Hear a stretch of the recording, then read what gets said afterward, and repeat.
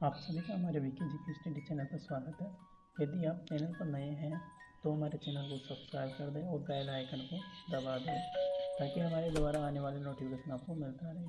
और वीडियो को लाइक और शेयर करना ना भूलें। और वीडियो की पीडीएफ और हमारे द्वारा डाले गए वीडियो का लिंक डिस्क्रिप्शन में दे दिया जाएगा और व्हाट्सएप पर एंड टेलीग्राम पर पीडीएफ प्राप्त कर सकते हैं। वीडियो में लेकर आया हूँ आपके लिए राजस्थान हाईकोर्ट ग्रुप डी के मॉडल पेपर, जो हमारी आने वाली एग्ज़ाम्स के लिए बहुत महत्वपूर्ण होगा।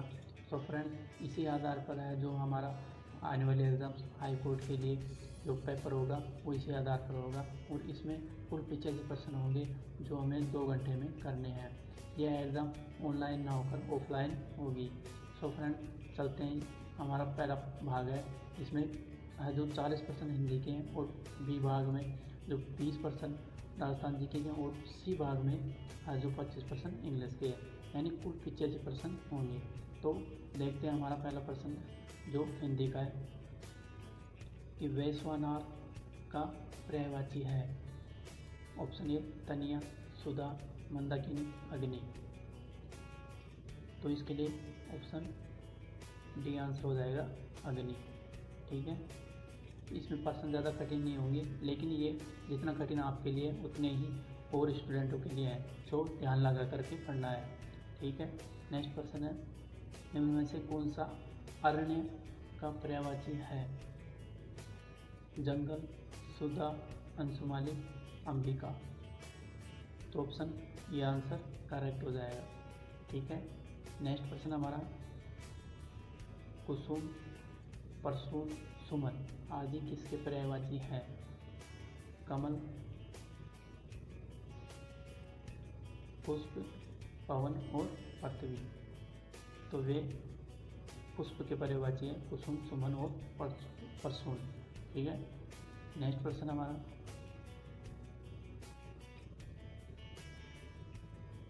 गहरा।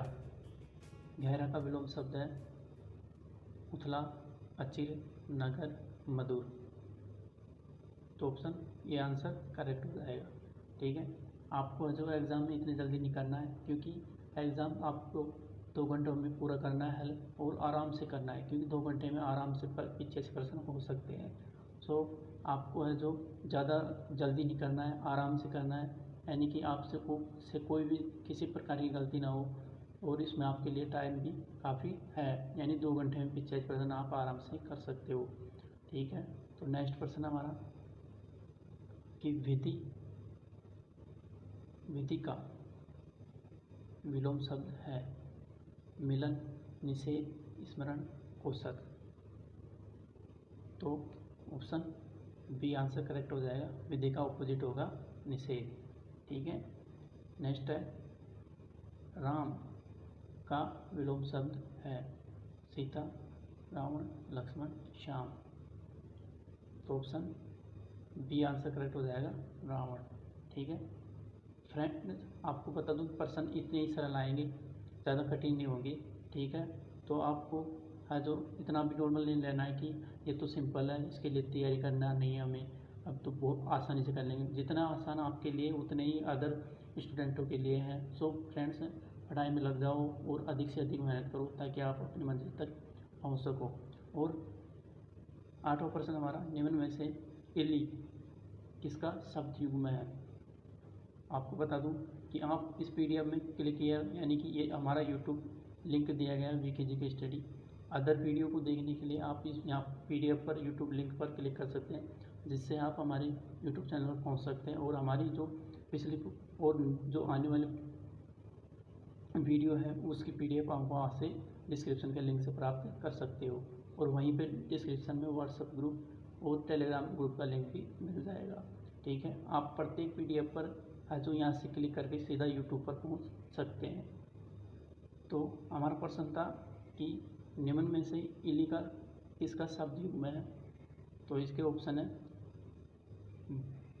यह बड़ी तलवार, छोटी तलवार, अनमोल और मुक्ति। तो इसका ऑप्शन हो जाएगा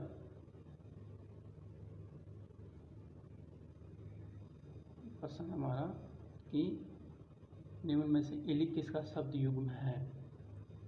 तो इसका ऑप्शन हो जाएगा हमारा छोटी तलवार, ऑप्शन बी आंसर करेक्ट। ठीक है, नेक्स्ट है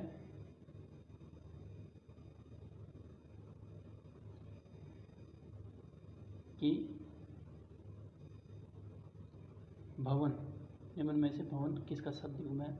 मकान का, कुटिया, छप्पर, घर। तो आपको पता है घर हो जाएगा, भवन किसको कहते हैं? घर को। ठीक है, नेक्स्ट है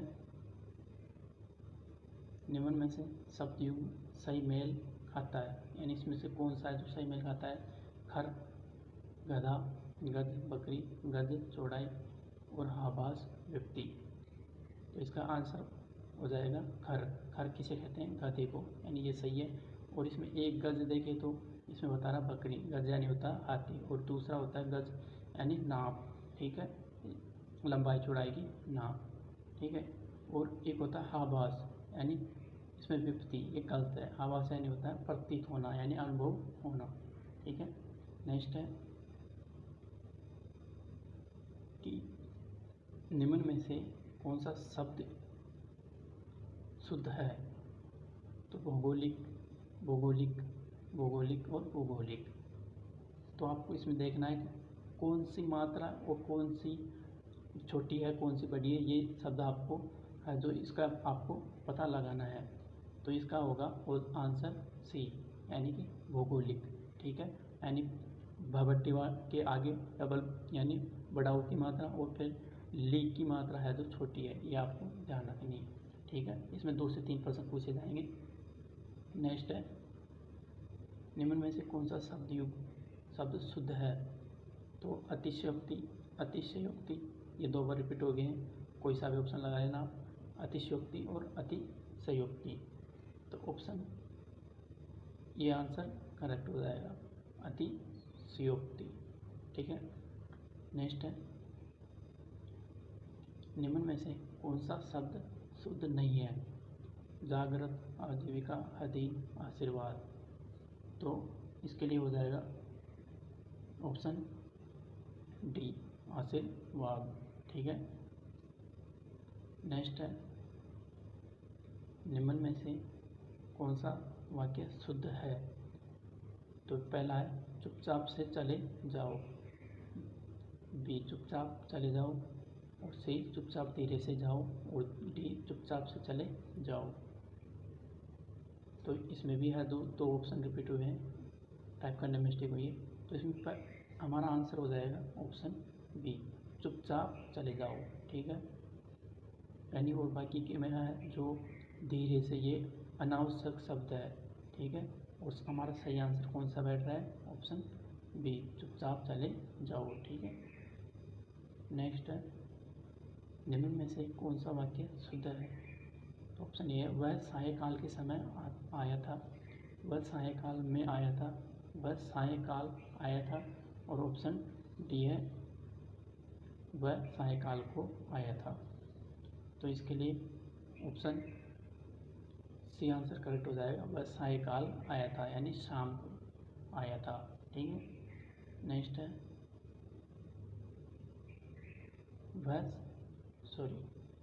निम्नलिखित में से कौन सा वाक्य अशुद्ध है? आपको अशुद्ध का पता लगाना है। ठीक है, तो ऑप्शन ए है फल को पका हुआ होना चाहिए, ऑप्शन बी है फल पका होना चाहिए, मैं नाव पर सवार था, मैं आपकी रक्षा करता हूँ। तो यानी इनमें से या जो 3 तो सही है और एक है जो अशुद्ध है, आपको ये पता लगाना है। तो ऑप्शन ए आंसर सही हो जाएगा, फल को पका हुआ होना चाहिए।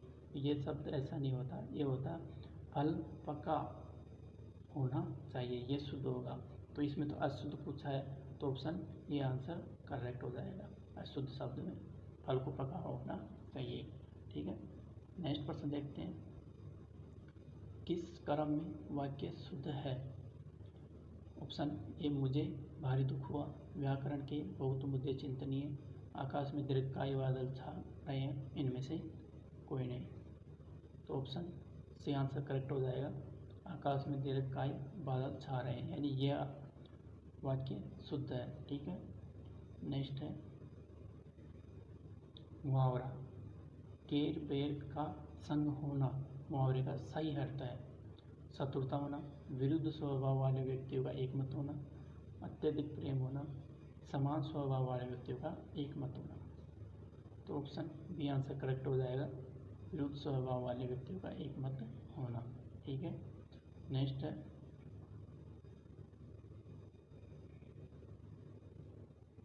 अंबर में थेगली लगाना मुहावरे का सही अर्थ है। तो ऑप्शन ए बहुत अमीर बन जाना, बहुत खुश होना, कुशलता का प्रदर्शन करना और अपनी योग्यता दिखाना। तो ऑप्शन सी आंसर हो जाएगा, कुशलता का प्रदर्शन करना। किसका मुहावरा है? अंबर में थेगली लगाना, यानी कुशलता का प्रदर्शन करना। ठीक है, नेक्स्ट क्वेश्चन है गांठ का मुंह पूरा यानी मुहावरे का सही अर्थ होगा सदा स्मरण रखना, ज्ञानी होना, धनी व्यक्ति और बहुत समझदार होना। तो ऑप्शन सी आंसर हो जाएगा, धनी व्यक्ति। ठीक है, नेक्स्ट क्वेश्चन हमारा ऊंट के मुंह में जीरा लोकोक्ति का सही अर्थ है। बहुत कम खाने वाला, अधिक खाने वाले को थोड़ी चीज़ देना, छोटा काम बड़े से करवाना और इनमें से कोई नहीं। तो ऑप्शन बी आंसर हो जाएगा, अधिक खाने वाले को थोड़ी चीज़ देना। ठीक है, यानी ऊँट के मुंह में जीरा, ये लोकोक्ति का सही अर्थ होगा, अधिक खाने वाले को ऊँट के मुंह में जीरा का, अधिक खाने वाले को कम चीज़ देना। ठीक है, ऑप्शन नेक्स्ट प्रश्न है चोर के घर मोर लोकोक्ति का सही अर्थ है। जब कोई अपना ही आदमी धोखा दे, किसी को धोखा देना और किसी को पागल बनाना और घर में ही चोरी करना। तो ऑप्शन ए करेक्ट आंसर हो जाएगा, जब कोई अपना ही आदमी धोखा दे। तो चोर के घर में मोर। ठीक है, ये इस लोकोक्ति का सही आंसर होगा। नेक्स्ट क्वेश्चन है, आपको बता दूं कि आपको जो एग्ज़ाम है इतनी जल्दी नहीं करना है, कोई भी जल्दी करने की जरूरत नहीं है, क्योंकि एग्ज़ाम में है जो आपको समय काफ़ी मिलेगा और आराम से करना है। ठीक है, और इतना आराम से भी नहीं करना है कि आपकी जो पर्सन ही रह जाए। ठीक है, ऑप्शन ए है पर्सन है उद्गम शब्द का संधि विच्छेद होगा उद प्लस गम, उद प्लस गम, उद प्लस गम और उद्गम प्लस गम। तो ऑप्शन ए करेक्ट आंसर हो जाएगा, उद प्लस गम। ठीक है, उद्गम संधि विच्छेद होगा इसका। ठीक है, नेक्स्ट क्वेश्चन है महती इच्छा शब्द का संधि विच्छेद होगा महत्व प्लस इच्छा, महती प्लस इच्छा, महत्व प्लस इच्छा और महत्वी प्लस इच्छा। तो ऑप्शन बी आंसर करेक्ट हो जाएगा, महती प्लस इच्छा। इसमें आज जो बड़ी ई और छोटी ई मल करके क्या हो रही है? दीर्घ। ठीक है, तो इसमें कौन सी संधि है? दीर्घ संधि। तो इसमें प्रश्न पूछा है कि महती इच्छा का संधि विच्छेद होगा, तो ये ऑप्शन बी आंसर करेक्ट हो जाएगा। ठीक है, नेक्स्ट प्रश्न है हमारा सम प्लस हार शब्द किसका संधि विच्छेद है? संहार, सहार, संघार और संसार। तो ऑप्शन ये आंसर करेक्ट हो जाएगा। ठीक है, इसमें भी वही दीर्घ संधि है, ए और ए मल करके क्या बन रहा है? ए। ठीक है, यानी दीर्घ संधि है ये। नेक्स्ट प्रश्न है मतानुसार शब्द में कौन सी संधि है?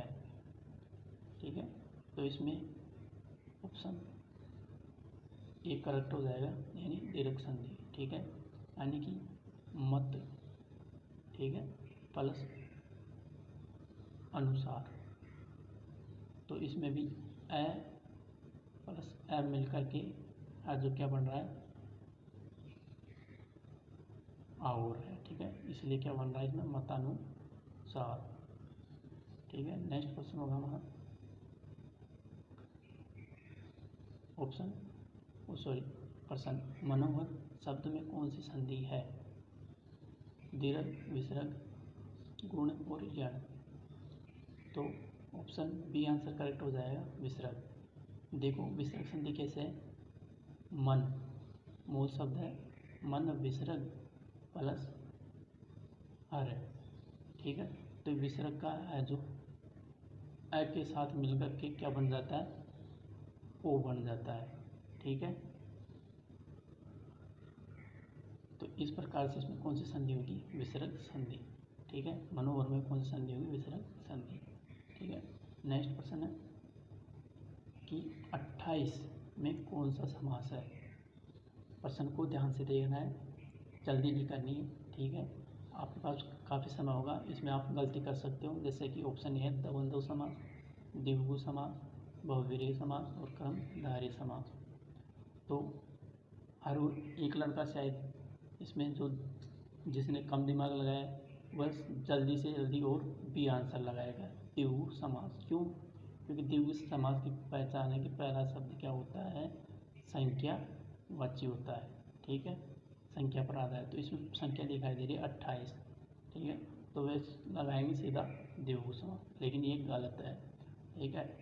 ऑप्शन 28 में देखो द्वंद्व समास होगा। अब देखो द्वंद्व कैसे होगा, इसमें 28 का संधि विच्छेद करके देखो, 8 + 20, ठीक है।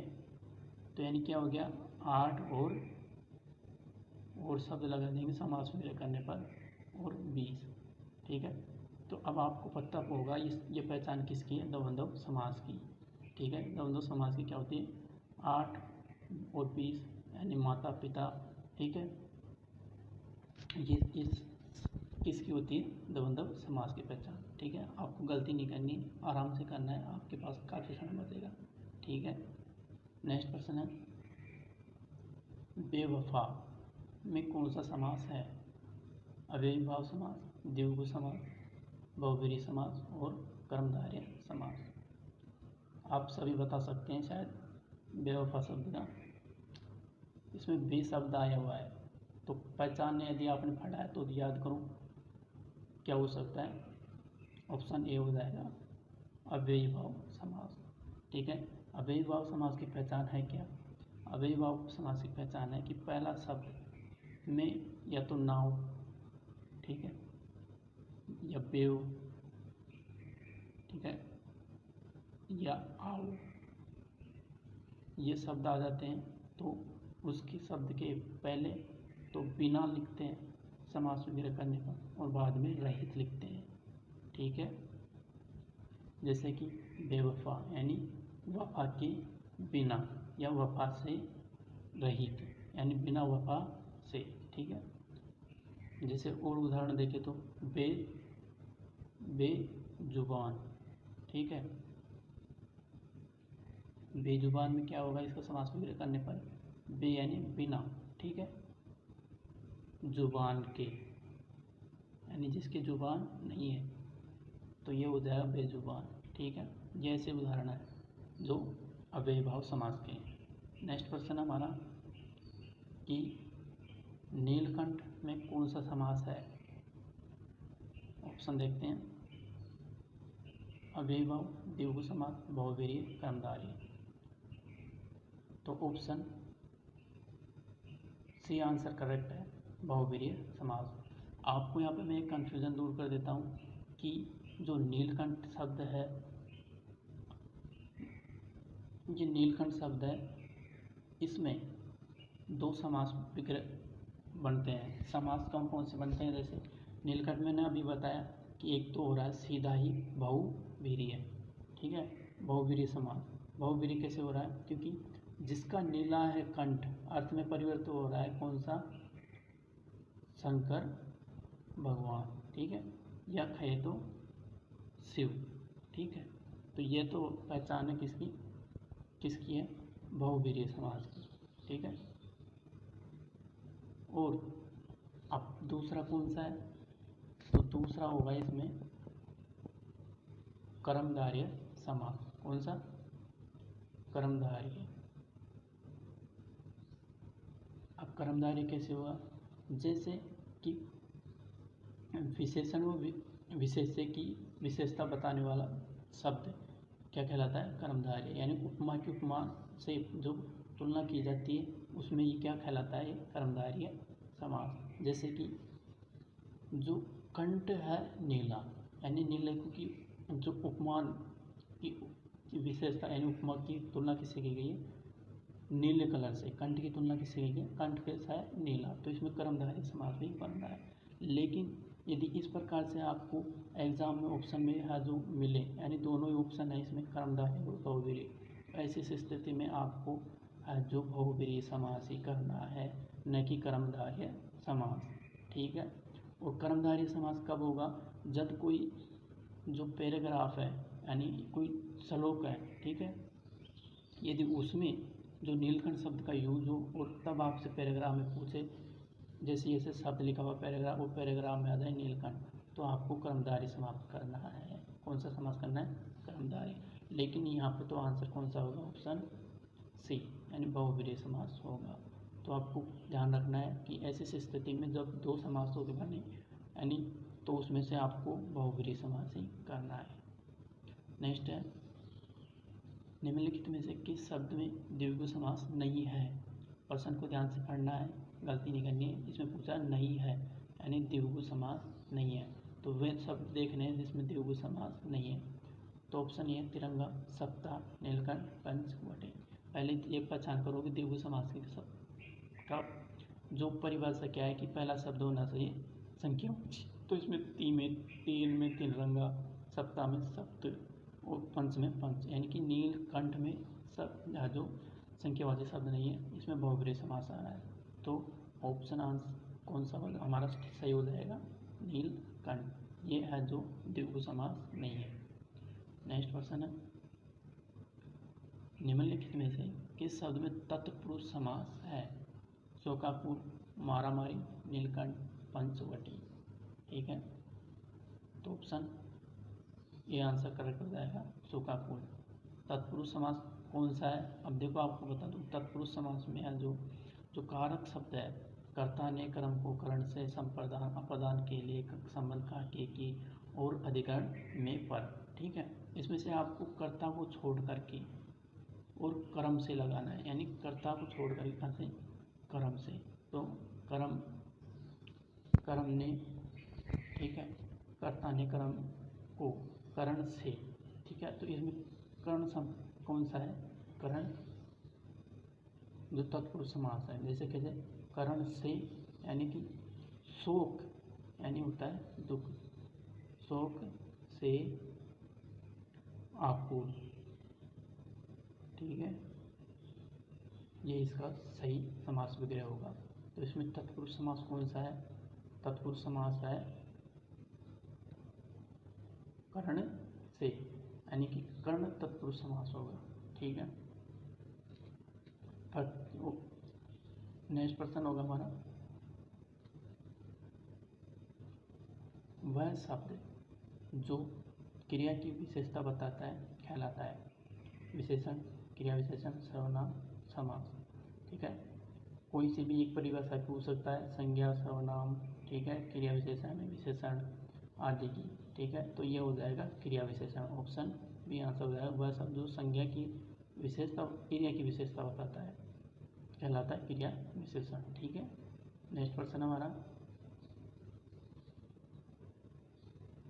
कि निम्नलिखित में से किस शब्द में विशेषण शब्द है।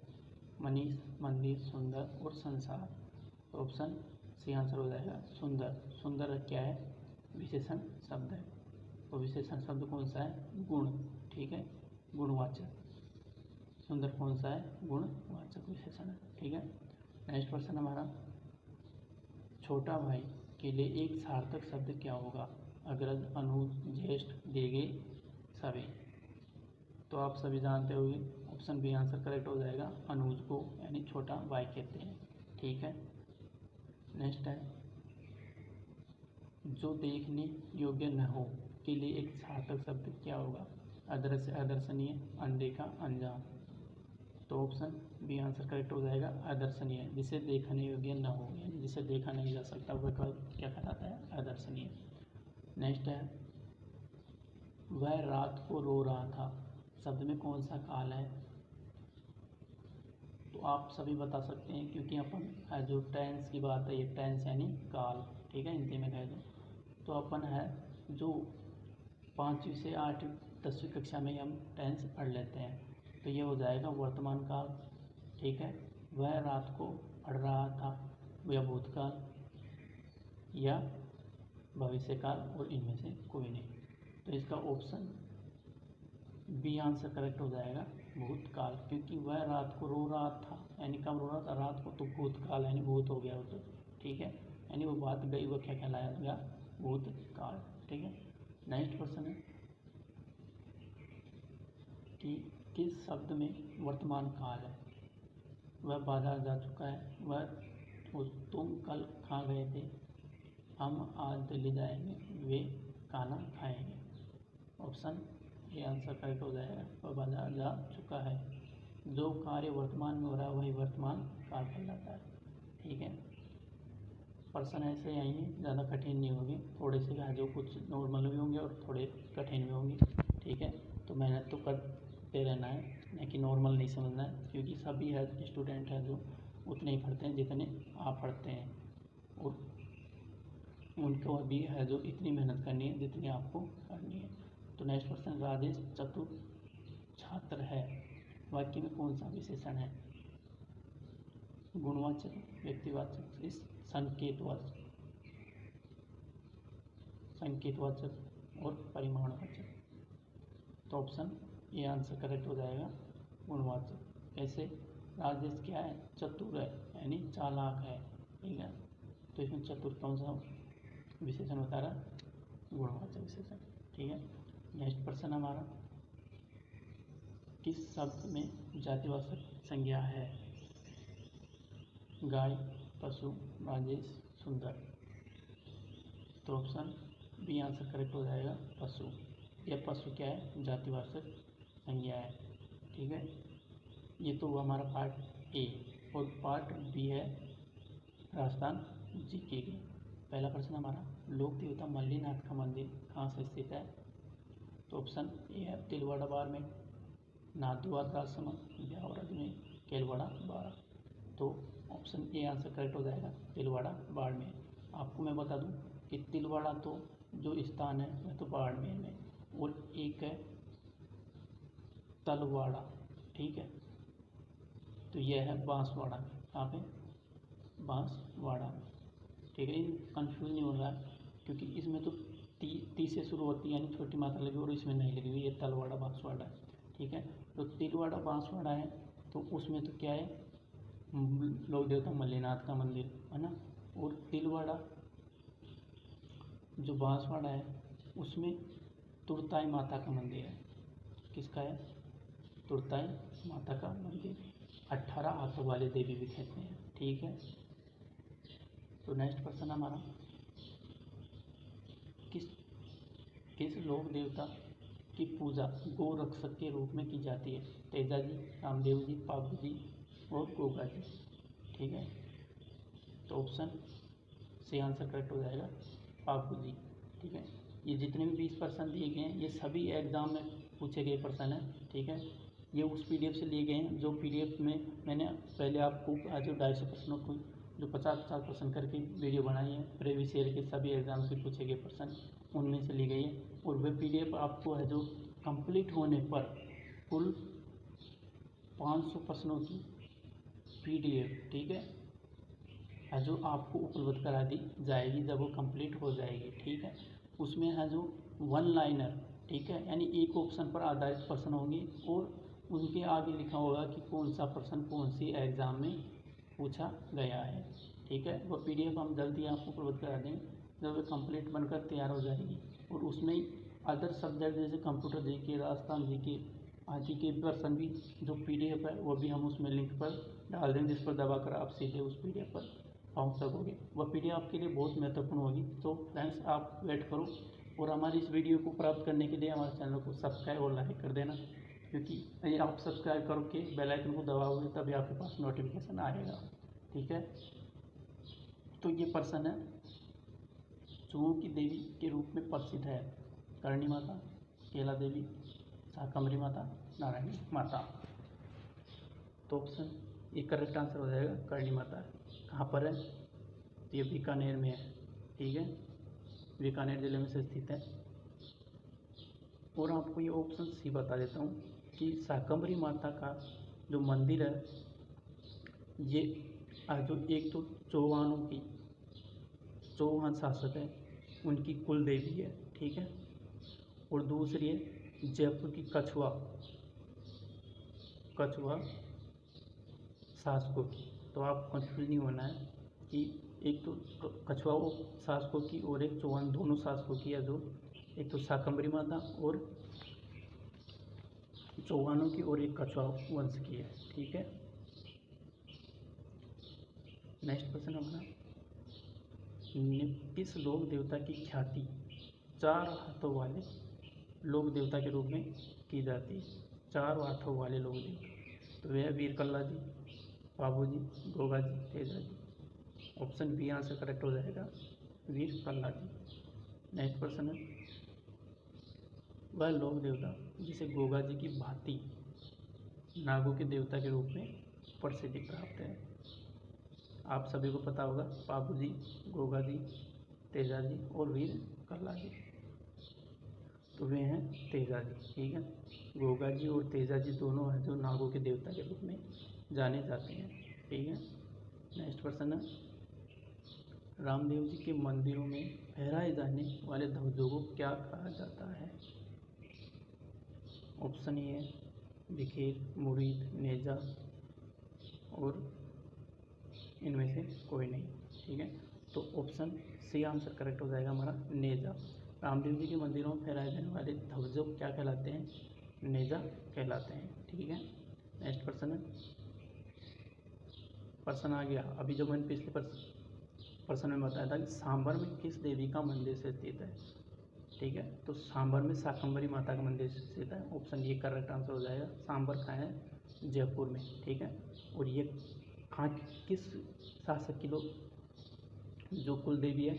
तो कछुआ वंश की, ठीक है। कहाँ पे? शाकंभरी माता, जो मैंने अभी पिछले प्रश्न में क्लियर करवाया था, ठीक है। तो कंफ्यूज नहीं होना है, इनको ध्यान से पढ़ना है, ठीक है। नेक्स्ट है, प्राचीन काल में शक्तिपीठ सुंदा माता का मंदिर कहाँ से स्थित है? झालोर, जयपुर, जोधपुर और Rajsamand. Option A correct answer हो जाएगा, झालोर में सुंदा माता का मंदिर से स्थित है। नेक्स्ट क्वेश्चन है, जनगणना 2011 के अनुसार राजस्थान में सर्वाधिक कुल जनसंख्या वाले जिलों को अवरोही क्रम में जमाइए। फ्रेंड्स, तो ऑप्शन ए है जयपुर, जोधपुर, अलवर, नागौर, जयपुर, जोधपुर, अलवर, नागौर। ये दोनों रिपीट हो गए हैं, कोई सा भी लगा देना यदि इनमें से आंसर है तो। सी है अलवर, नागौर, जोधपुर, जयपुर, और डी है जोधपुर, नागौर, अलवर, जयपुर, अलवर। इनमें आपको कंफ्यूज हो सकता है, यदि आप कितने भी याद कर लो, लेकिन ऑप्शनों को देख करके आप कंफ्यूज हो सकते हो। और ऐसे में पर्सन आपका ये भी हो सकता है, ये भी हो सकता है, ये भी हो सकता है, ये भी, और ऐसे में आपके कई पर्सन गलत भी हो सकते हैं इस पर्सन के आधार पर, ठीक है। तो इसके लिए आपको क्या करना है? इसके लिए आपको एक ट्रिक के आधार पर इन प्रश्नों को याद करना है। तो फ्रेंड्स, मैंने एक ट्रिक के पर PDF सहित पर्सन मैंने एक वीडियो में डाले थे, ठीक है। जो हमारी पहली ट्रिक की वीडियो थी वह थी राजस्थान की स्थिति और विस्तार से संबंधित, ठीक है। और ये PDF अब मैं इसके लिए बनाने जा रहा हूँ वीडियो जो इसी पर आधारित होगी, ठीक है, जनसंख्या पे। यानी उसमें कितनी सर्वाधिक जनसंख्या वाले, न्यूनतम जनसंख्या वाले, सर्वाधिक साक्षरता वाले, न्यूनतम लिंगानुपात वाले, इसकी ट्रिक्स बना रहा हूँ, जिसमें आपको है जो उस ट्रिक्स को याद करते ही आप करेक्ट आंसर लगा दोगे। तो इसका करेक्ट आंसर होगा ऑप्शन ए, ठीक है। ये पटवारी एग्ज़ाम 2016 में पूछा गया प्रश्न है, ठीक है। तो इसका आंसर ऑप्शन ए करेक्ट हो जाएगा, जयपुर, जोधपुर, अलवर, नागौर। अब देखो मैंने कैसे लगाया इसका आंसर। मैंने इसकी ट्रिक याद कर रखी है कि जय, जोधा, अकबर, ठीक है, क्या कर रखी है? जय, जोधा, अकबर। अब अपन ने 3 जिलों के नाम याद, जैसे जयपुर, ठीक है, और जोधा से जोधपुर, और अकबर का पहला शब्द अलवर। तो बचा कौन सा? तीसरा, और चौथा, तो चौथा अगर अपन ने 3 लगा लिया तो चौथा लगाने में कोई दिक्कत नहीं है, नागौर। ठीक है, तो हमने 3 जिलों की ट्रिक बना रखी है, अजय, जोधा, अकबर की जय, क्या जय जोधा अकबर की। तो ऐसी ट्रिक्स आज जो सबकी बना रखी है मैंने। ठीक है, तो फ्रेंड्स अगली वीडियो में इसी ट्रिक्स की लाऊंगा, तो आपको है जो चैनल को सब्सक्राइब कर लेना है यदि सब्सक्राइब नहीं किया है तो, और इस वीडियो को लाइक कर देना है। ठीक है, नेक्स्ट पर्सन होगा हमारा 10वां। ठीक है, वर्ष 2011 में निम्न में से कौन से 2 जिले हैं जिनकी कुल जनसंख्या में सबसे कम अनुसूचित जाति प्रतिशत रखते हैं। तो ये भी वही ऑप्शन पे आधारित है। ठीक है, बीकानेर व नागौर, जयपुर व जोधपुर, जोधपुर व अलवर, और डी है जयपुर व राजसमंद। तो ऑप्शन ए आंसर करेक्ट हो जाएगा, बीकानेर व नागौर।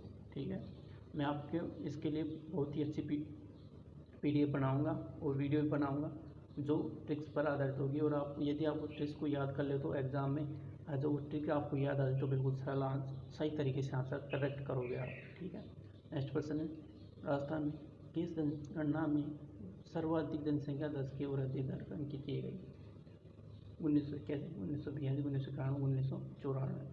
ठीक है, तो ऑप्शन ए करेक्ट आंसर हो जाएगा 1981। नेक्स्ट क्वेश्चन है, निम्न में से जनसंख्या में न्यूनतम घनत्व वाला जिला कौन सा है? आप देखो इनमें से कैसे पता करोगे कि आप न्यूनतम जनसंख्या घनत्व वाला जिला कौन सा है? यदि आपको याद होंगे तो कर दोगे, और याद नहीं होंगे तो आप गलत भी लगा सकते हो। और ट्रिक्स मैंने इस आधार बनाई गई है जो सीरियल वाई है, जो न्यूनतम घनत्व पूछ रहा है, यानी सबसे अधिक से और सबसे कम की ओर। ठीक है, तो अब इसमें ऑप्शन ये है बीकानेर, जयपुर, जोधपुर और राजसमंद। तो इसमें पहला नंबर पर तो सर्वाधिक जनसंख्या घनत्व, तो सॉरी न्यूनतम जनसंख्या घनत्व जैसलमेर की है, तो इसमें जैसलमेर तो ऑप्शन में है ही नहीं।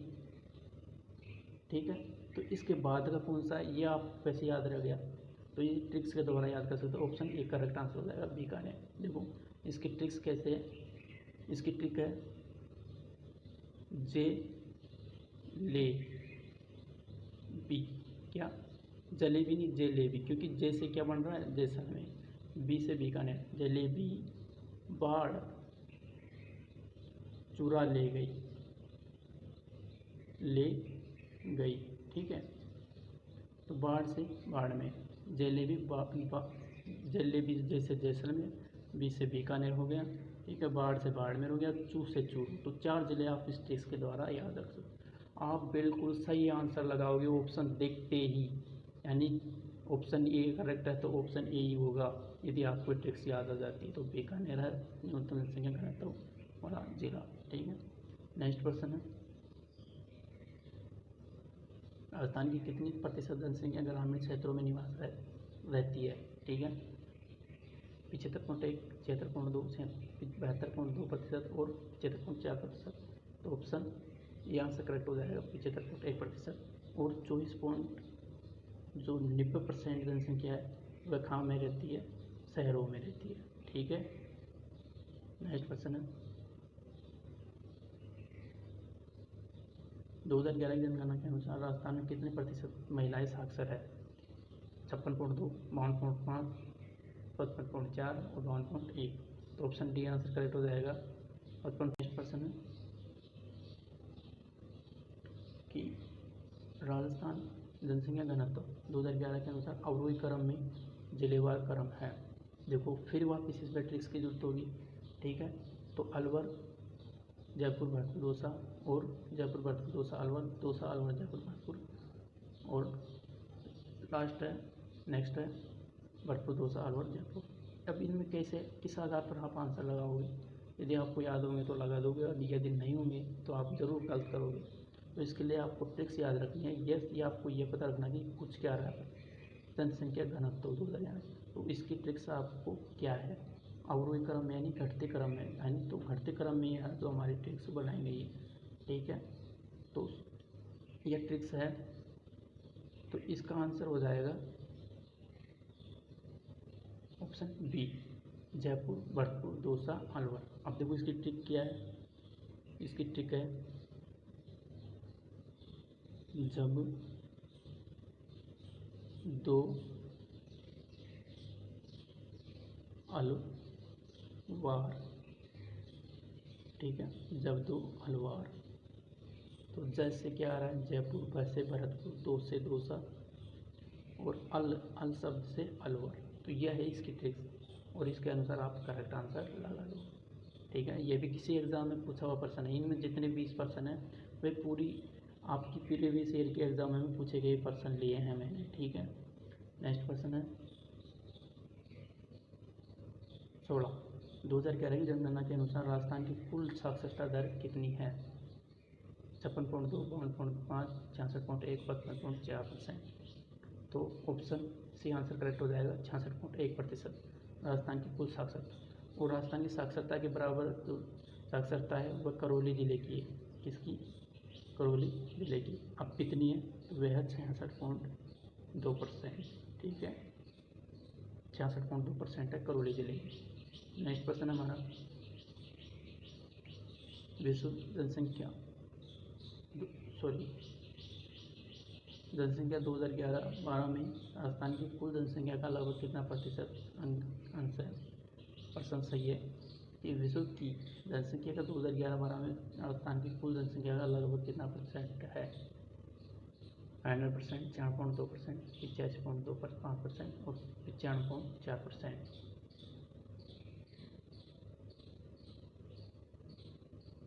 शायद पर्सन में मिस्टेक है, ठीक है। जनगणना 2011-12 में राजस्थान की कुल साक्षरता का लगभग कितना प्रतिशत है? तो इसका आंसर होगा ऑप्शन ए, 100%, ठीक है। नेक्स्ट क्वेश्चन है कि राजस्थान के किस जिले में सर्वाधिक मुस्लिम संख्या प्रतिशत है? तो आप बता सकते हो आराम से। ऑप्शन ए आंसर हो जाएगा टोंक, ठीक है। टोंक में मुस्लिमों ने शासन किया था, ठीक है। प्रश्न पूछा गया है कई बार कि वह कौन सी रियासत है जिस पर मुस्लिमों ने शासन किया था? तो टोंक है, ठीक है। नेक्स्ट क्वेश्चन है राजस्थान की 12वीं पंचवर्षीय योजना में कृषि, उद्योग और सेवा क्षेत्र में के लिए वृद्धि में लक्ष्य का क्रमशः निर्धारित है? 4.1, 5.2, 8.2, 5.1, 7.2 और 8.5, 3.5, 8.1 और 9.5%। तो ऑप्शन डी आंसर करेक्ट हो जाएगा, 3.5, 8.1 और 9.5%, ठीक है। नेक्स्ट क्वेश्चन है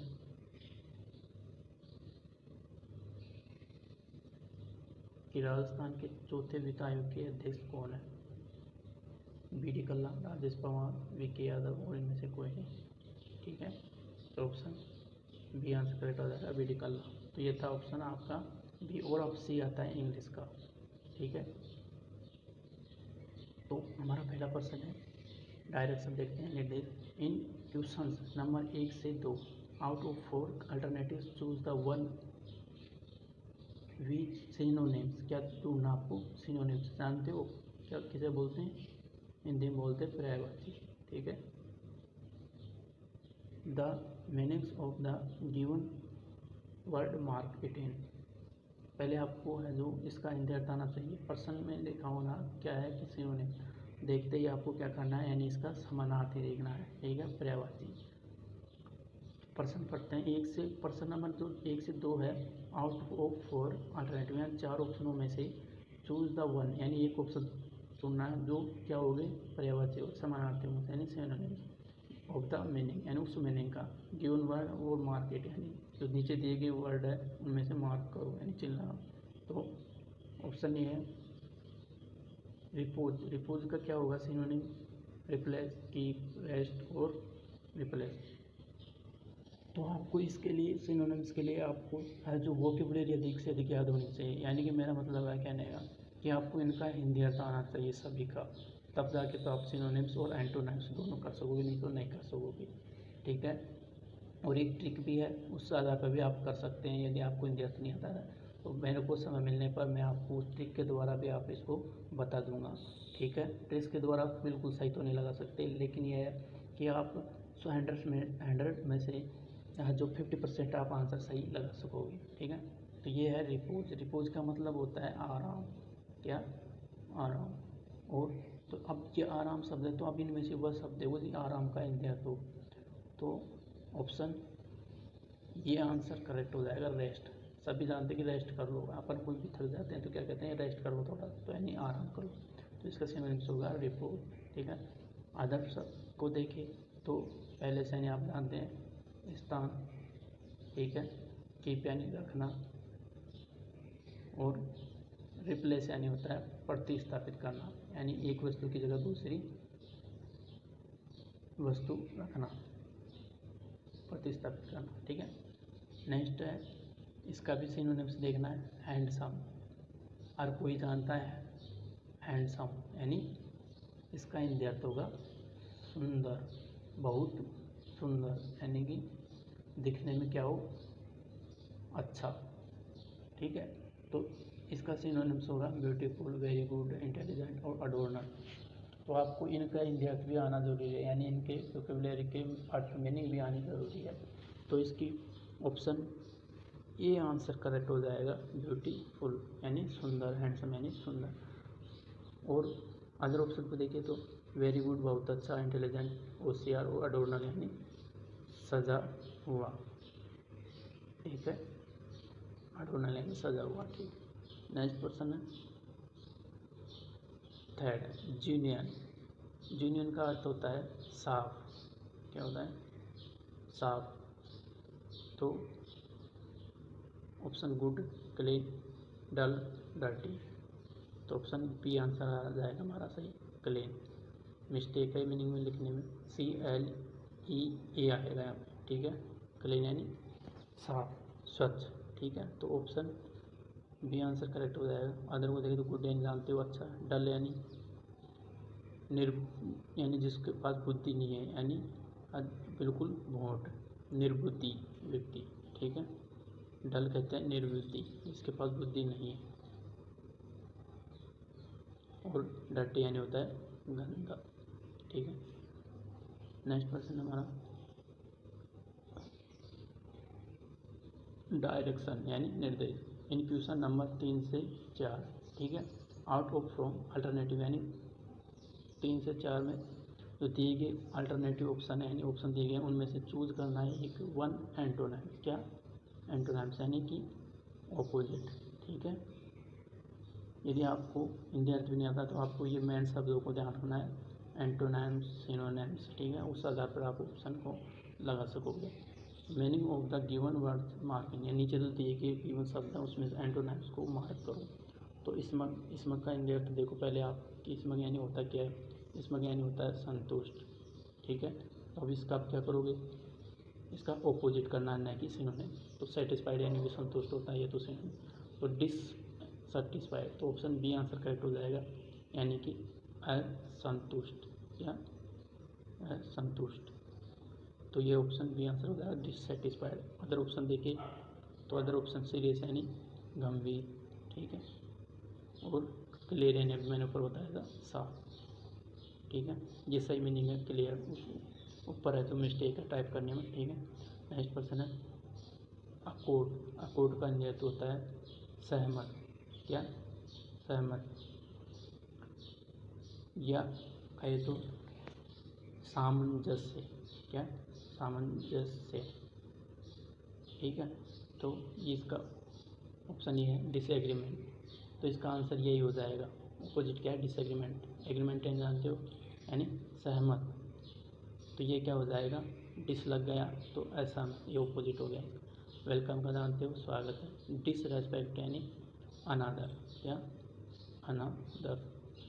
और नेचुरल यानी प्रकृति। ठीक है, नेक्स्ट क्वेश्चन है, डायरेक्शन दिए गए हैं कि इन क्वेश्चन नंबर 5 से 8 आउट ऑफ 4 अल्टरनेटिव, यानी 4 में से एक चूज करना है। One which can be set person है substitution for the meaning of given word, यानी जो नीचे दिए गए वर्ड है उसके लिए सब्स्टिट्यूशन ऑफ द वर्ड, यानी इसके लिए एक शब्द देखना है। ठीक है, और चूज द अप्रोप्रिएट वर्ड, यानी और उचित शब्द को चुनो। तो पर्सन है हमारा कि a person who looks to the bright side of things.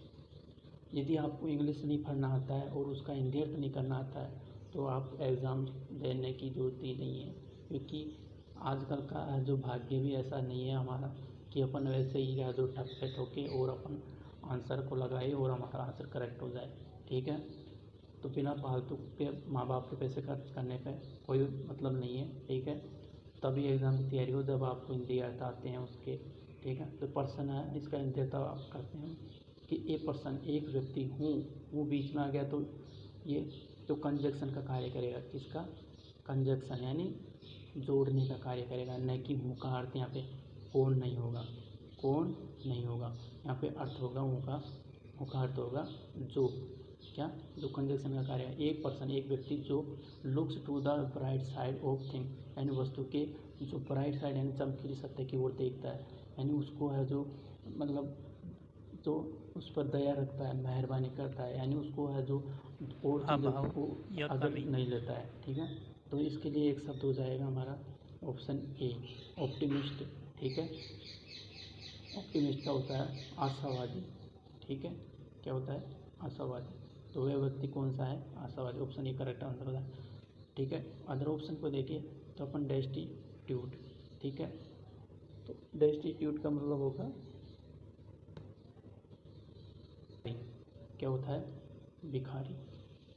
ठीक है, और ओरेटर यानी होता है वक्ता। ठीक है, यानी जो भाषण देने वाला होता है वो ओरेटर कहलाता है। ठीक है, इसकी मीनिंग मैं आपको तो अगली PDF यानी वीडियो में मैं बता दूंगा। ठीक है, डेस्टिट्यूट। नेक्स्ट है ए person who present any everywhere. एक व्यक्ति जो प्रेजेंट एवरीवेयर यानी सभी जगह मिल जाता है, यानी सभी जगह उपस्थित होता है। Omni potent, audience, omni present और ओमनी सेंट। तो ऑप्शन सी आंसर करेक्ट हो जाएगा, ओमनी प्रेजेंट यानी सर्व विद्यमान। क्या हो जाएगा? जो सभी जगह विद्यमान हो उसे क्या कहते हैं? Omni present. तो ऑप्शन सी आंसर करेक्ट हो जाएगा हमारा। ठीक है, अदर ऑप्शन को देखें तो ओमनी पोटेंट यानी सर्वशक्तिमान। क्या? सर्वशक्तिमान। और ऑडियंस यानी श्रोता यानी सुनने वाला। मानना कोई भी भाषण दे रहा है तो सुनने वाले को क्या कहलाते हैं? ऑडियंस। ठीक है, ओमनीसेंट यानी होता है सर्वज्ञानी, जो सब कुछ जानता हो, लेकिन वर्तमान में आजकल कोई भी सर्वज्ञानी नहीं है। ठीक है, नेक्स्ट है killing of both the parents. तो ये इसका हिंदी अर्थ करते हैं, यानी killing of the both the parent यानी जो अपने माता पिताओं की हत्या कर देता है, क्या कहलाता है? पैट्रिसाइड, पैट्रीमनी, पैरिसाइड और पॉपर। तो ऑप्शन सी आंसर करेक्ट हो जाएगा, पैरिसाइड यानी होता है माता पिता की हत्या करने वाला। ठीक है, माता पिता का क्या हत्या रख सकते हैं, हत्या कर देने वाला। तो पैरिसाइड इसका आंसर करेक्ट हो जाएगा। अदर ऑप्शन को देखें तो पैट्रिसाइड यानी होता है पिता की हत्या करने वाला। ठीक है, और पैट्रीमनी यानी होता है पैतृक, या पैतृक यानी होता है पिता का। ठीक है, और पॉपर मैंने अभी ऊपर बताया था यानी भिखारी। ठीक है, नेक्स्ट क्वेश्चन है एन अनमेरिड गर्ल। एक अनमेरिड गर्ल यानी वह लड़की क्या कहलाती है जो जिसकी शादी नहीं हुई है। मैरिड कहते हैं शादी, और अनमेरिड यानी जिसकी शादी नहीं हुई है। तो इसका आंसर तो आपको आना ही चाहिए। क्यों? क्योंकि आपको भी है जो पता लगाना है कौन सी अनमेरिड है और कौन सी मैरिड है, क्योंकि आपको भी शादी करनी है और जिनकी हो गई है उनको भी आप ध्यान रखना है। ठीक है, तो अर्थ मीनिंग का अर्थ आना चाहिए, तभी हम है जो लगा सकते हैं। ठीक है, तो ऑप्शन ए है न्यूजेमिस्ट, यानी यही करेक्ट आंसर नहीं होगा हमारा, इसका आंसर तो होगा अनमेरिड पूछा है तो न्यूजेमिस्ट होता है नहीं, विवाहिता। जिसका नया विवाह हुआ वो न्यूजेमिस्ट। देखो इसको कैसे याद रखा, न्यू यानी इसका न्यू शब्द याद रखना, ये न्यू यानी क्या होता है? नया। तो नियोजमिस्ट याद रखा नया विवाह, ठीक है। और ऑप्शन बी देखें तो सोलिलोक्यू यानी इसका अर्थ होता है वह व्यक्ति जो एकांत में स्वयं से बातें करता है। आपने देखा होगा कई बार कोई व्यक्ति खड़ा खड़ा अपने आप ही कुछ कुछ बड़बड़ाता रहता है, ठीक है, अपने से बातें करता रहता है। और ऑप्शन सी है मैट्रिसाइड यानी होता है मात्र हत्या, यानी जो माता की हत्या करता है, ठीक है। और ऑप्शन डी बच्चा जो ही हमारा आंसर होगा स्पेंस्टर, ठीक है। क्या होता है स्पेंस्टर यानी कुंवारी कन्या, ठीक है। तो ऑप्शन डी आंसर हो जाएगा हमारा स्पेंस्टर यानी कुंवारी कन्या। तो ये शब्द आपको याद रखना है, ठीक है। यदि सभी शब्द को याद रखना है तभी जाके आप एग्जाम प्रश्न को कर सकोगे। नेक्स्ट क्वेश्चन हमारा निर्देश दिए गए हैं कि इन क्वेश्चन 9 से 12 9 to out of the 40 alternative, यानी 4 में से एक पर्सन चूज करो जो ड्यून आइडम्स एंड फ्रेज, ठीक है। आइडम एंड फ्रेज यानी होता है मुहावरे और कहावतें, ठीक है। Underline in the sentence choose the one यानी जो अंडरलाइन किए गए, इसमें तो अंडरलाइन ऑप्शन नहीं है, ठीक है। इस तो ऐसे ही है, इसमें बिना अंडरलाइन किए, यानी उसमें अंडरलाइन भी दे देंगे पैराग्राफ में, और फिर उसका जो आइटम्स और फ्रेज पूछेंगे। Meaning of the given word and choose the appropriate word, यानी उचित शब्द को चुनो नीचे दी गई मीनिंग में। पर्सन देखते हैं hand packed husband, option A है। इसका पहले तो ये समझो कि इसका अर्थ होता क्या है। हैंड पैक्ड हस्बैंड आपको ऐसे नहीं लगाना है हैंड यानी मुर्गी हो गया, ठीक है। पैक्ड और हस्बैंड, तो इसमें पति को ये देखो इसका अर्थ क्या बनता है। तो इसका अर्थ बनता है वह पति जो स्त्री का यानी अपनी महिला का जो क्या हो नौकर की तरह व्यवहार करता हो, ठीक है। उसकी महिला उसके साथ नौकर की तरह व्यवहार करती हो, तो वह शब्द देखो कौन सा है, इसका इंडेट बनता है ए पर्सन हूँ ओन वाइफ इन ए सर्वाइवल मैनर। तो यही ऑप्शन करेक्ट आंसर हो जाएगा, यानी एक व्यक्ति जो अपनी ओन वाइफ अपनी वाइफ का सर्वाइव इन द मैनर, यानी उसकी वह व्यक्ति जिसकी वाइफ जो नौकर की तरह व्यवहार करती है वही क्या कहलाता है हैंड पैक्ड हस्बैंड। तो इसका जो आइटम्स हो जाएगा ऑप्शन ए करेक्ट आंसर। अगर ऑप्शन का इंडिया देखें तो ए पर्सन सेपरेटेड लाइफ, ठीक है, एक व्यक्ति जो अलग रहता है अपनी पत्नी से। ऑप्शन सी ए पर्सन हूँ जो अवॉइड ओन, ये ओन है, ठीक है, ये वाला टाइप करने में मिस्टेक है वाइफ, यानी एक व्यक्ति जो ये भी वही बात है अवॉइड यानी होता है दूर, सेपरेट यानी होता है अलग, ठीक है, और अवॉइड यानी होता है दूर, और ऑल ऑफ द दीज यानी ये दिए गए सभी। तो इसका तो ऑप्शन ए करेक्ट आंसर था। नेक्स्ट क्वेश्चन है हमारा ग्रीस द पाम, ग्रीस यानी होता है तेल, द पाम यानी हथेली, यानी इसका अर्थ है पाम पर, पाम यानी होता है क्या होता है हथेली पर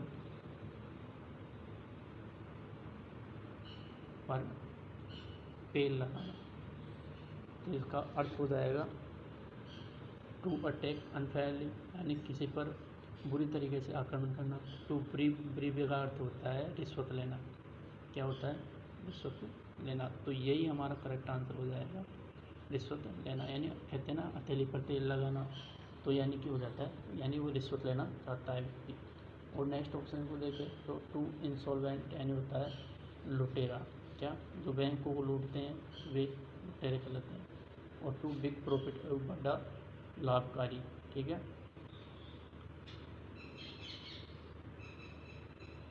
तो ये थे अदर मीनिंग्स के अर्थ, ठीक है। नेक्स्ट है मिस द बीट, मिस इसका इंडेट देखते हैं पहले। मिस द बीट यानी जो कोई भी चीज़ यानी कोई भी जो अपने जैसे कि सौभाग्य मान ले लक यहाँ और कुछ चीज़ मान ले जिसको मिस कर दिए हैं, तो मिस द बीट यानी रहता है भाग्य को मिस करना। तो इसका अर्थ हो सकता है हमारा ऑप्शन ये है टू लॉस एन अपॉर्चुनिटी। तो ऑप्शन ये करेक्ट आंसर हो जाएगा टू लॉस एन अपॉर्चुनिटी, यानी एक सौभाग्य का होना, यानी जो सौभाग्य है जो कोई अवसर है उसको खो दिया आपने, ठीक है। यानी ये अवसर आपका पढ़ाई करने का, और आप मान लो पढ़ाई न करके फ़ोन में पबजी खेल रहे हैं लूडो गेम खेल रहे हैं, तो इनमें आप टाइम खर्च करोगे तो आप क्या कर रहे हो, इसके लिए आपका आइटम्स क्या लगा सकते हैं, मिस द बीट। ठीक है, तो अदर ऑप्शन को देखें, तो अदर ऑप्शन है टू लॉस मनी, यानी पैसे खर्च करना, to loss oneself confidence, यानी स्वयं पर जो विश्वास के साथ खर्च खोना, स्वयं का विश्वास खोना। ठीक है, और बीटिंग मिर्सी लेसली, यानी बीट यानी होता है धड़कना। ठीक है, मिर्सी लेसली यानी होता है कि आवश्यक, मतलब आवश्यकता से, मतलब मिर्सी लेसली, लेस यानी होता है कमी। ठीक है, जिस अनावश्यक रूप से जो धड़कना। ठीक है, और नेक्स्ट डायरेक्शन है हमारा क्वेश्चन नंबर 13 से 14, some parts of the sentence, यानी कुछ सेंटेंस यानी वाक्यों के पार्ट्स हैं जिनमें हैव एरर्स यानी क्या गलतियाँ हैं, एरर्स यानी गलती, some are correct kind of are, यानी उनमें से एक करेक्ट लगाना है, उसमें गलती है। Parts of sentence as an errors, यानी एक गलती को चुनना है। Choose the appropriate correct option है, आपको उचित शब्द को, यानी जो करेक्ट ऑप्शन है उसको चुनना है। Sentence in the free from errors, choose option no errors, यानी जिसमें जो एरर्स है नहीं है तो उसमें क्या लगाना आपको, ऑप्शन नो एरर। ठीक है, प्रश्न है हमारा कि राहुल एड नो ऑब्लिक, बी ऑप्शन है other alternative but oblique option C है टू वर्क हार्ड और डी एन नो एरर। तो इसमें देखो कि कौन सी गलती है, क्या गलती है। तो इसके लिए आपको है जो क्या क्या आना चाहिए, तो इसके लिए आपको एक तो टेंस आने चाहिए। ठीक है, एड वर्ब आनी चाहिए। ठीक है, एडजेक्टिव आने चाहिए, नाउन आने चाहिए, प्रोनाउन आने चाहिए। ठीक है, आर्टिकल आने चाहिए और मोडल्स आने चाहिए। ये सब चीज़ें आएंगी तभी आप है जो इनमें से एरर्स को ढूंढ सकते हैं, अन्यथा नहीं ढूंढ सकते। ठीक है, इसके लिए मेहनत करनी पड़ेगी, इन सभी चीज़ों को आप बनाए को सीखना पड़ेगा। तो ये वीडियो इनकी आप यूट्यूब चैनल पर किसी भी चैनल पर जाके देख सकते हैं, और मैंने तो अभी वीडियो इनकी नहीं बनाई है। ठीक है, और आगे समय मिलेगा तो मैं इनका एक एक पॉइंट वाइज वीडियो बना दूँगा। ठीक है, और यदि अब आपको इनकी तैयारी करना है तो यूट्यूब चैनल पर किसी भी चैनल पर जाकर आप ऑनलाइन तैयारी कर सकते हैं या किताब से पढ़ सकते हैं। ठीक है, लेकिन प्रश्न इसमें 2 या 3 ही पूछे जाएंगे। ठीक है, इनको मिस नहीं करना है कि ये 2 ही प्रश्न है, इनको मिस कर दे, क्योंकि 2 नहीं, हम 0.1 पॉइंट से भी है जो कंपटीशन के एग्ज़ाम में रह सकते हैं।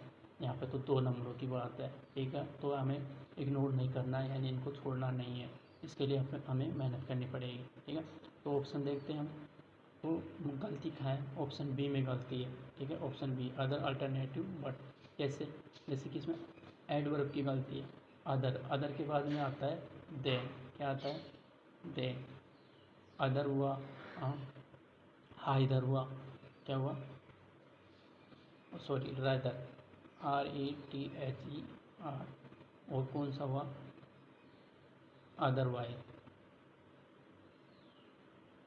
ठीक है, यानी इन अदरवाइज, रेदर और अदर के बाद में देन आता है, क्या आता है, देन, यहाँ पे बट आ रहा है, ये गलती है, तो ऑप्शन बी आंसर करेक्ट हो जाएगा, इसमें गलती है।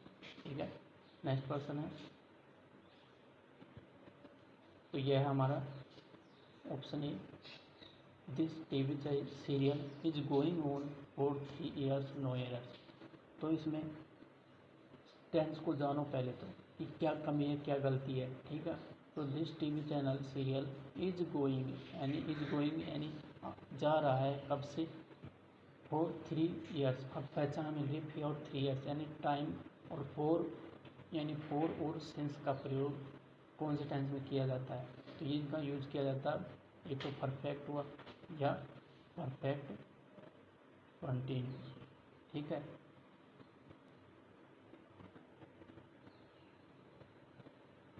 तो इसमें गलती क्या है, इज गोइंग ऑन, यानी फोर और जो सिंस का यूज़ किया जाता है वह इसमें परफेक्ट और परफेक्ट कंटिन्यूस में ही यूज किया जाता है। ठीक है, तो यहाँ पे होगा, तो इसमें इज गोइंग आ रहा है, तो इज किस, क्या पहचान है क्या इसकी, इज तो है ही नहीं, इज हमारा तो किस में आता है, प्रेजेंट कंटिन्यूस टेंस की बात है, तो इज प्रेजेंट कंटिन्यूस परफेक्ट में यूज़ होगा। तो इसका ऑप्शन देखते हैं क्या आंसर होता है हमारा, तो इसमें इज गोइंग, यानी ऑप्शन सी, यानी इसमें कमी है। तो इज की जगह क्या आएगा, तो इज की जगह आएगा हैज़ गोइंग, ठीक है, हैज़ गोइंग, ठीक है। तो ये हो जाएगा हमारा कौन सा टेंस हो जाएगा,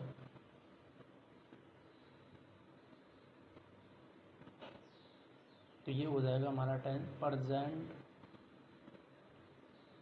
परफेक्ट और कंटिन्यूस टेंस, ठीक है।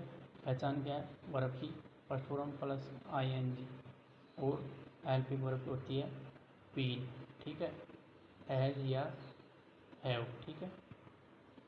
नेक्स्ट क्वेश्चन हमारा डायरेक्शन देखते हैं, क्वेश्चन 15 to 16, यानी 4 वर्ड्स आर गिवन, यानी 4 ऑप्शन दिए गए, out of the which one एक वर्ड चुनना है करेक्ट, जो स्पेल्ट यानी जो गलती है वो देखना है कि किसमें जो स्पेल्ट यानी होता है गलती नहीं है, यानी बिल्कुल सही स्पेल्ट है। तो फाइंड करेक्टली स्पेल्ट, यानी तो ऑप्शन ये है इंडिपेंडेंस, तो ये मीनिंग हमारी इस बिल्कुल करेक्ट है, ठीक है। और बाकी के अदर मीनिंग है जो रॉन्ग है, ठीक है। तो ऑप्शन ए करेक्ट आंसर हो जाएगा इंडिपेंडेंस, ठीक है। ये कब कर सकते हो, जब आपको मीनिंग्स याद होगी तभी आप इनको आंसर लगा सकते हो। 16वां कौन सा है, तो 16वां का ऑप्शन ही है जो यहाँ से हट गया है, शायद ये सिचुएशन था, तो ऑप्शन बी आंसर करेक्ट हो जाएगा, ठीक है। इसमें से कौन सा हो जाएगा, सिचुएशन, ये करेक्ट है और बाकी की मीनिंग गलत है, ठीक है। ये भी गलत है, ये भी गलत है, ये भी। 16वां का कौन सा हो जाएगा, यानी सिचुएशन है जो सही है, यानी ये स्पेल्ड सही है और बाकी गलत है, ठीक है। नेक्स्ट क्वेश्चन है, डायरेक्शन देखते हैं पहले। Question are number 17 to 18, sentence given with balance to be filled in the correct, ये टेंस से संबंधित है, यानी खाली स्थानों को भरना है, ठीक है। Find out which part of sentence and choose the appropriate correct, और उचित जो नीचे दिए गए पार्ट है सेंटेंस के वाक्य के, और उसमें आज जो उचित शब्द को चुनना है कि कौन सा शब्द आए। तो देखते हैं, ये टेंस से संबंधित होते हैं, इसके लिए टेंस आने जरूरी है। I reached the station before the train खालिस्तान left, has, have been, had और हैड बीन। तो option A correct, sorry C correct answer हो जाएगा क्या, हैड। अब देखो कैसे होगा, आई रीच्ड, यानी रीच्ड किसकी पहचान है, फास्ट, कौन से फास्ट की, इंडेफिनेट, ठीक है। पास्ट इंडेफिनेट यदि बिफोर से पहले पास्ट इंडेफिनेट सेंटेंस आता है तो बिफोर के बाद है जो कौन सा टेंस आता है, तो बिफोर के बाद आता है पास्ट परफेक्ट, कौन सा, फास्ट परफेक्ट। तो फास्ट परफेक्ट की पहचान क्या है, हैड प्लस वर्ब की थर्ड फॉर्म, तो वर्ब की थर्ड फॉर्म में रही और यहाँ पर हैड लगा देंगे, ठीक है। नेक्स्ट क्वेश्चन है कि वी खालिस्तान played a cricket daily since evening. तो सिंस और फोर से मैंने अभी बताया था कि सिंस और फोर का प्रयोग ओनली एक तो परफेक्ट टेंस में किया जाता है, वो चाहे प्रेजेंट हो, पास्ट हो, फ्यूचर हो, और एक और किया जाता है परफेक्ट कंटिन्यूस, ठीक है। तो हम देखते हैं कि प्रेजेंट और परफेक्ट कंटिन्यूस में कौन सा यूज़ किया जाता है, जैसे आर तो आता ही नहीं है, वाज भी नहीं आता, तो हैड और हैड भी नहीं आता, तो ऑप्शन देखना है इसमें कौन सा सही होगा, तो ऑप्शन ये सही हो जाएगा हैड। क्यों, क्योंकि इसमें वर्ब की थर्ड फॉर्म है, तो इसके साथ में हैड आएगा। यदि इसमें आई एन जी होता प्लेइंग तो कौन सा आ जाएगा, had been, perfect continuous tense होता। तो इसके लिए ऑप्शन है जो सी आंसर करेक्ट हो जाएगा, यानी हैड, ठीक है। नेक्स्ट क्वेश्चन देखते हैं, direction question number 19 two sentences given with balance to be filled in the correct modals. आपको मोडास चूज करना है, ठीक है, कि मोडास जानते हो ना, will, you, should, may, might, ये चूज करना है, ठीक है। इसके भी दो प्रश्न होंगे, फाइंड आउट विच पार्ट, यानी सेंटेंस, जो सेंटेंस यानी वाक्य दिए गए उनमें से चुनना है, चूज द अप्रोप्रिएट ऑप्शन, यानी उचित शब्द, ठीक है। तो देखते हैं, हमारा पहला प्रश्न है 19वां, ठीक है, कौन सा है, तो इसमें खालिस्तान आई टेक योर स्कूटर, तो इसमें आएगा कुड, शुड, कैन, विल, तो ऑप्शन से आंसर करेक्ट हो जाएगा कैन।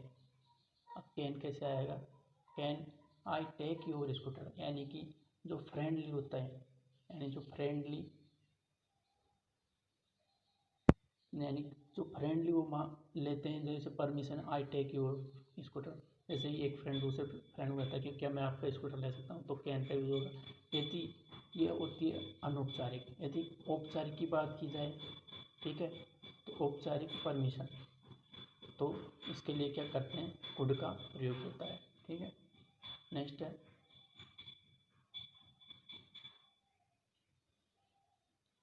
इट खालिस्तान रेन टूडे।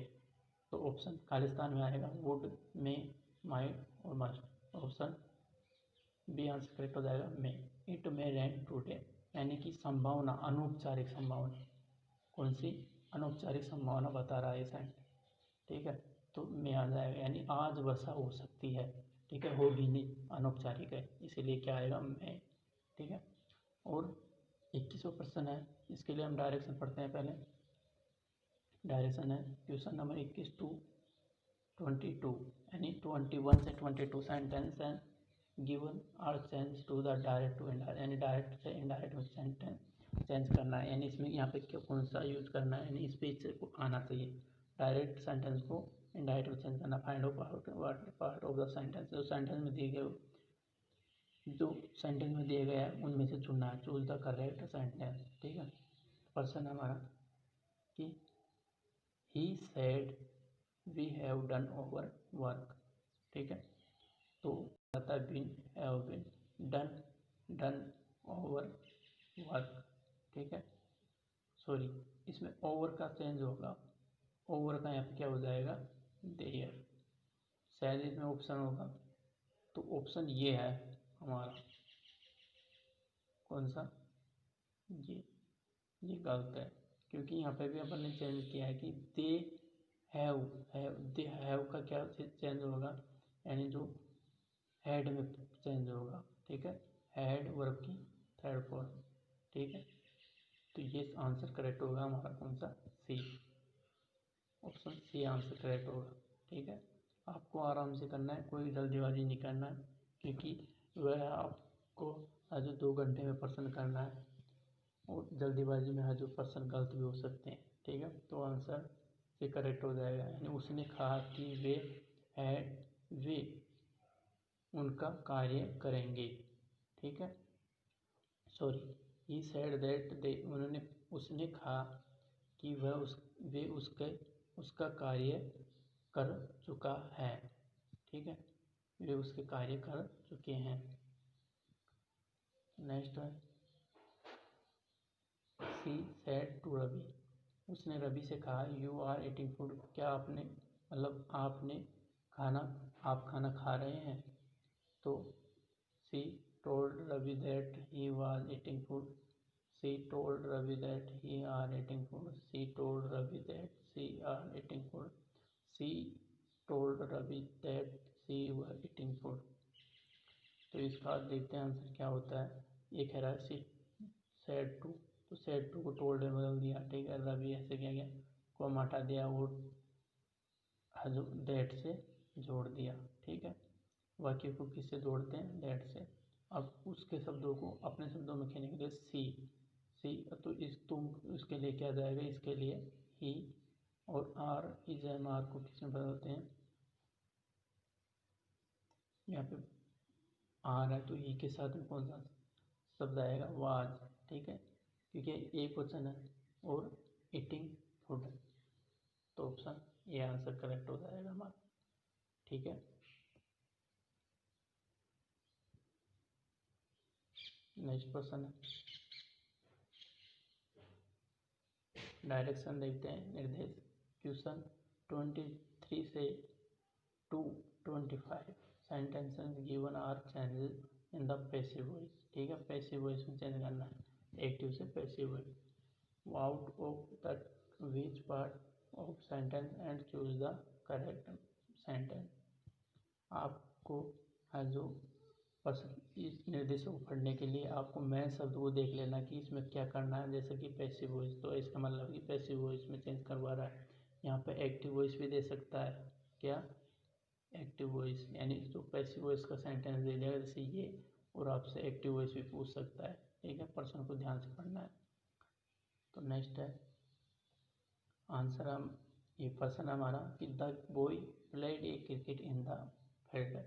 ठीक है, तो इसका हो जाएगा, यानी इसमें कैसे करते हैं देखो, जो ये तो क्या है सब्जेक्ट, ठीक है, और इसमें ए क्रिकेट, जो ए क्रिकेट है ये क्या है ऑब्जेक्ट, एंड ऑब्जेक्ट को सब्जेक्ट, सब्जेक्ट को ऑब्जेक्ट बना देते हैं, ठीक है। तो बनाते हैं, दे दो कैसे बनाते हैं, द बॉय, तो द बॉय तो उधर चल जाएगा और एक क्रिकेट से सब्जेक्ट हो जाएगा, तो एक क्रिकेट के लिए एक क्रिकेट आ गया, देखते हैं।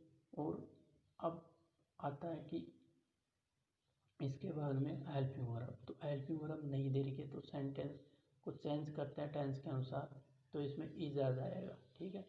और वर्ब की फॉर्म हमेशा थर्ड होती है, कौन सी, थर्ड फॉर्म, ये ध्यान रखना। इसमें शायद वर्ब की आईएनजी फॉर्म हो, फर्स्ट हो, सेकंड, थर्ड कोई सी हो, लेकिन इसमें चेंज करते फॉर्म है वैसे वो, इसमें वर्ब की थर्ड फॉर्म आएगी। फिर उसके बाद आता है बाय, फिर द बॉय, ये क्या बन जाएगा, द बॉय यहाँ पे आके ऑब्जेक्ट, ठीक है।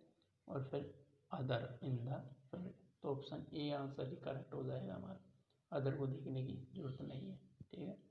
नेक्स्ट है सेकंड, नेक्स्ट है हमारा मनीषा इज ईटिंग फूड, तो ये तो फूड क्या हो जाएगा इसमें ऑब्जेक्ट, तो वो अब पहले क्या लेंगे ऑब्जेक्ट, तो इसका ऑप्शन देखते हैं, फूड इज बीइंग हाँ ईटन बाय मनीषा, तो ऑप्शन ए करेक्ट हो जाएगा। कैसे, जैसे कि ये हमने फूड को एज ए सब्जेक्ट बनाया, इज है तो इज के साथ बीइंग लगाएंगे, फिर ईटन, ईटिंग देखो मैंने कहा था ईटिंग है तो फिर थर्ड फॉर्म में ईटन बदल दिया और बाय लगा दिया और मनीषा को ऑब्जेक्ट बना दिया, तो ऑप्शन ए आंसर करेक्ट हो जाएगा, ठीक है। अदर ऑप्शन को देखने की जरूरत ही नहीं है। नेक्स्ट क्वेश्चन है direction, question number 25, 4 words are given out of the one word, यानी आपको जो 4 शब्द दिए गए हैं ऑप्शन, उनमें से एक शब्द को चुनना है जो इनकरेक्ट है, क्या है incorrect word, find of the opposite word correct, और उचित शब्द को चुनना है। तो यानी एक इनकरेक्ट यानी इसमें गलती है, तो इम्प्रोम्प्टू, इम्प्रोम्प्टू यानी होता है बिना तैयारी के, क्या बिना तैयारी के, ठीक है। और इंसेंट, इंसेंट यानी होता है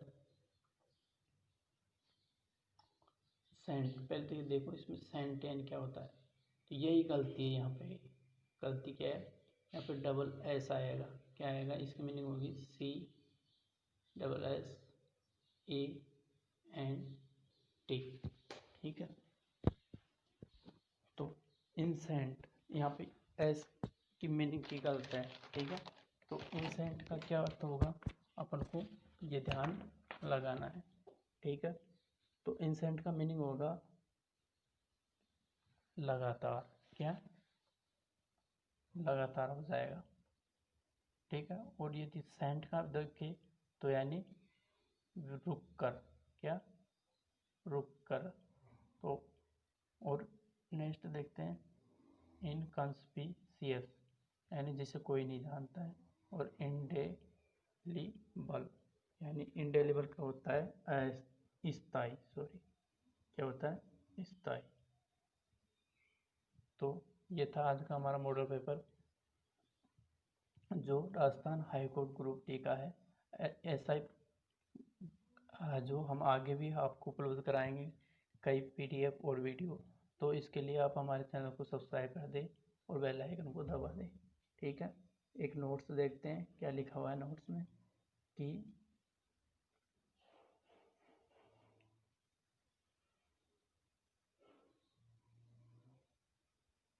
राजस्थान जी की ट्रिक्स, कंप्यूटर जी के और सभी परीक्षाओं में पूछे गए प्रश्नों की पीडीएफ प्राप्त करने के लिए नीचे दिए गए लिंक यूट्यूब लिंक वीके जी के स्टडी पर दबाकर यूट्यूब चैनल पर पहुंचे और वीडियो के डिस्क्रिप्शन में व्हाट्सएप ग्रुप लिंक और टेलीग्राम लिंक को दबाकर पीडीएफ प्राप्त कर सकते हैं। धन्यवाद।